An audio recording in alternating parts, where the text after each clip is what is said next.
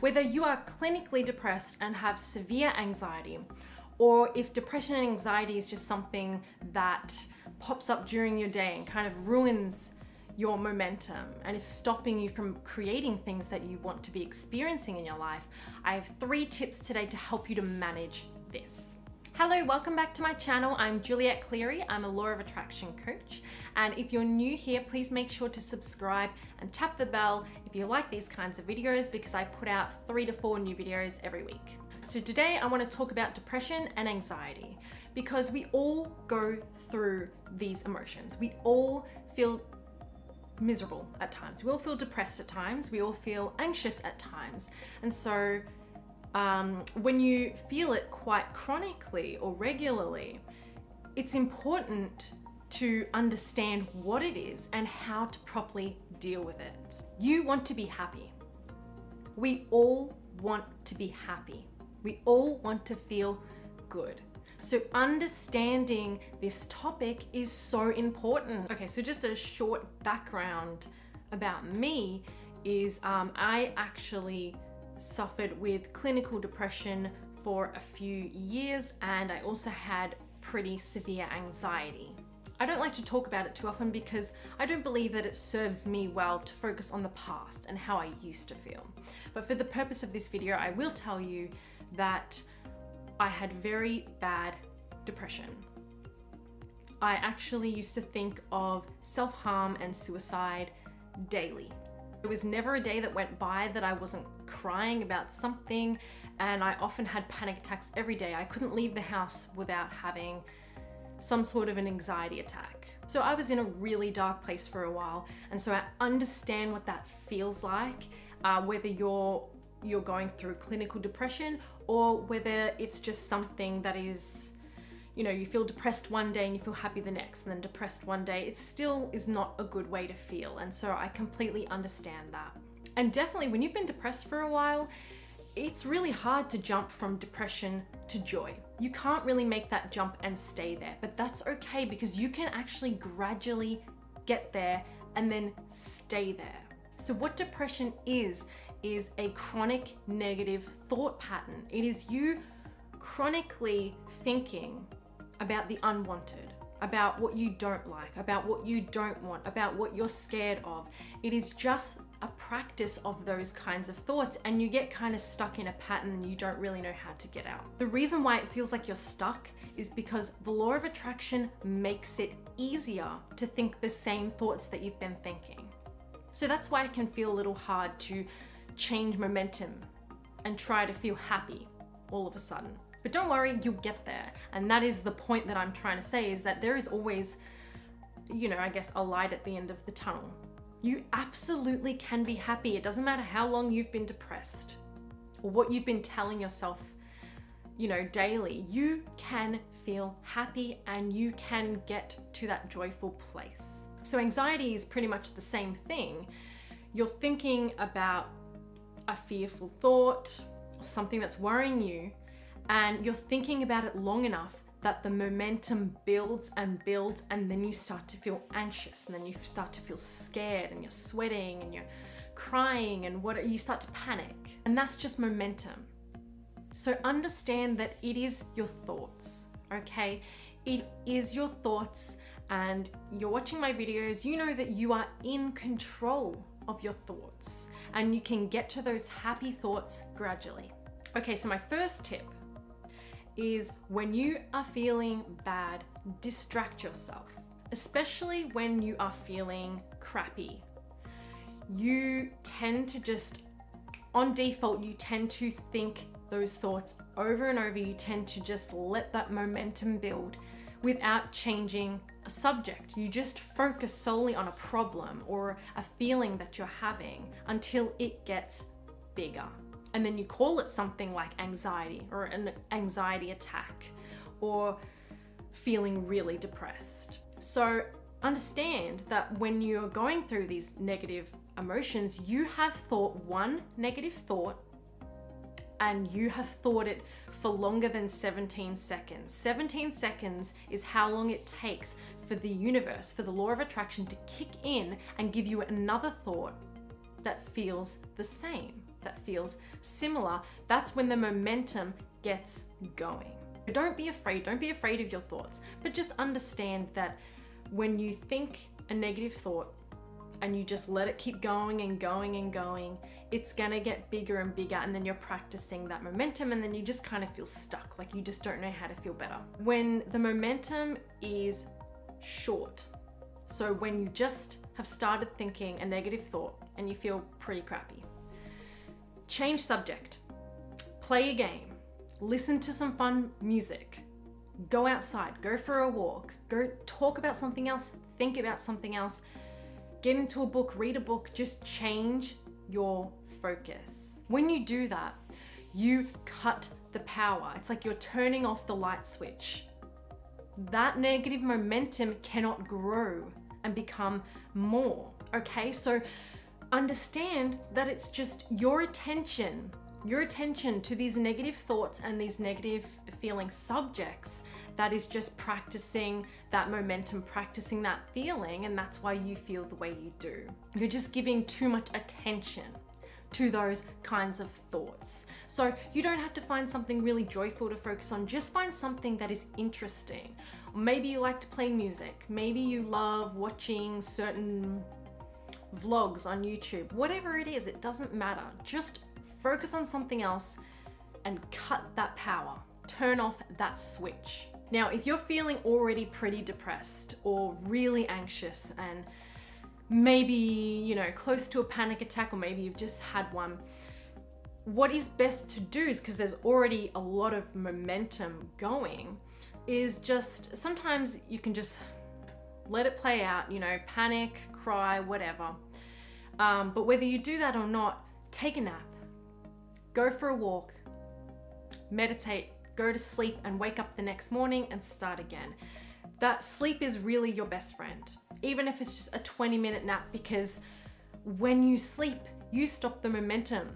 So again, you're turning off that power switch. And sometimes I know it feels like the end of the world. You feel terrible and you feel like, I can't go to sleep right now. Go to sleep. Take a nap. When you wake up, you're going to feel so much better. And maybe you're not going to feel crazy happy when you wake up, but you're going to feel better, and you've stopped that momentum from building any further. And you can do the same thing with meditation. Meditation is actually how I pretty much cured my clinical depression. I cured my clinical depression and anxiety within days of realizing that my thought was what was causing my unhappiness. And that might sound kind of obvious, because you might say, yes, it's a mental disorder, so of course it's in your head. But it was really an epiphany. I said, my thoughts are making me upset, and I can change my thoughts. And I didn't know about law of attraction at this time, but meditation taught me the power of my thought.